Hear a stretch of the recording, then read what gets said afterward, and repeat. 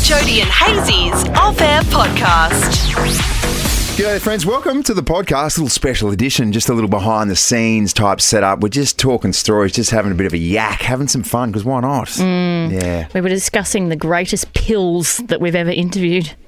Pills, you mean absolute dills, Yes, pills, people pills. who are just knobs. Yeah. Just people who you just don't want to be there. Yeah. You know what I mean? Can you go, have you got a top three for us? Have you got a real go-to biggest dick that you've interviewed? Hugh Grant, Hugh Grant. absolute wanker. Seems like a wanker too. Yeah. Just a fumbling. I'm actually a dickhead. Well, did you see when he was on the Oscars a couple of weeks ago and he did that interview and he gave that poor girl nothing on the worldwide stage? That's what he's like. Yeah, wow. So I don't know. He was promoting some movie and it was just like absolutely pushing Shizen uphill. He didn't want to talk to us, and I think we just ended it early.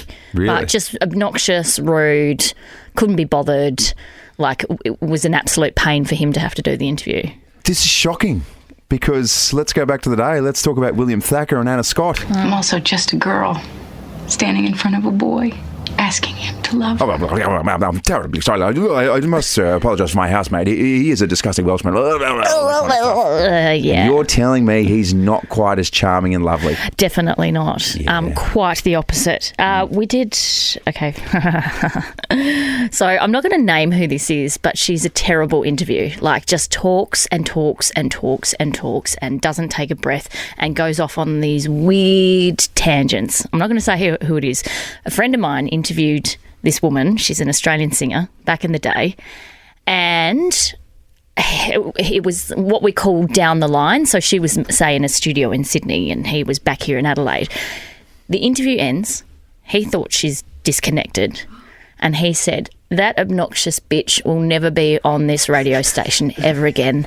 And he hears the words, still here.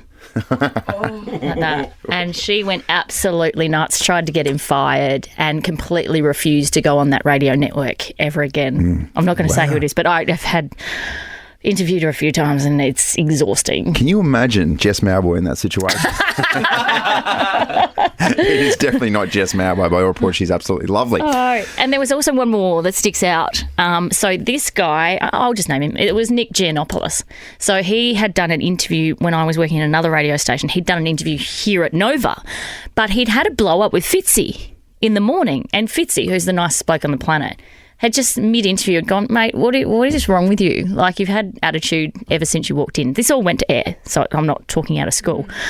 But then Nick came to our studio after that blow-up. I say he was in the zone. So you can only imagine the frostiness that we encountered after he'd had a fight with Fitzy on air. Yeah. Yeah. So That's true, though. I mean, to piss off Fitzy, what have you done? I know. That was a big one. So, yeah, they're top three that stand out as some of the worst. I got to my SEN days, we interviewed Craig McDermott, Oh, yeah. who you actually would know as well. Yeah.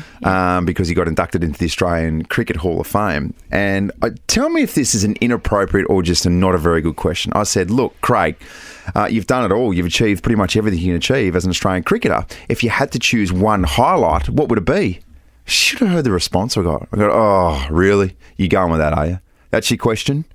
So I'm looking over, so it was with Kane Corns at the time. Yeah. And Kane's giggling, going, what's going on here? Yeah. And he's on the line still, and we're going, he goes, did you piss off Craig McDermott in a previous life or something? What's happening here? What was that? What was wrong with that question? Yeah. Anyway, it turns out Craig just was a little bit sick of the media roots and didn't like that question. He'd been asked a few times, but good news for Craig is he probably will never get hassled by the media ever again for an interview. No, they'll probably leave him alone for perpetuity now.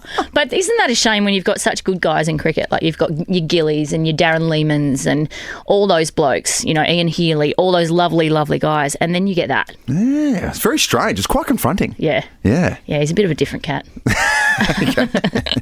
Have you had any others that were shocking? Actually, I do have one. You know Bliss and Esso? Good. Love some of the work from Bliss and Esso. One of my first radio interviews, I interviewed one of the boys. Yeah.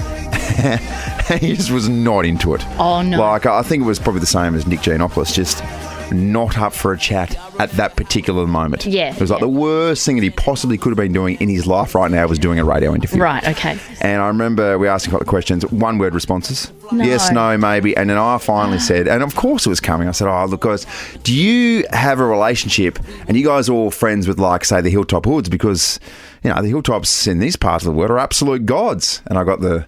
Oh, here it is. Yep, knew that was coming. Adelaide question about Hilltop Hoods. Yeah, finally.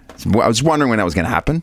Oh, my God. We ended up going, oh, we'll just let you go, mate. Yeah. Appreciate your time. Yeah. Have a good one. Thanks anyway. Yeah, and then we played this. And spoke over it the whole time. And Bliss and Esso were never to be played again on the network.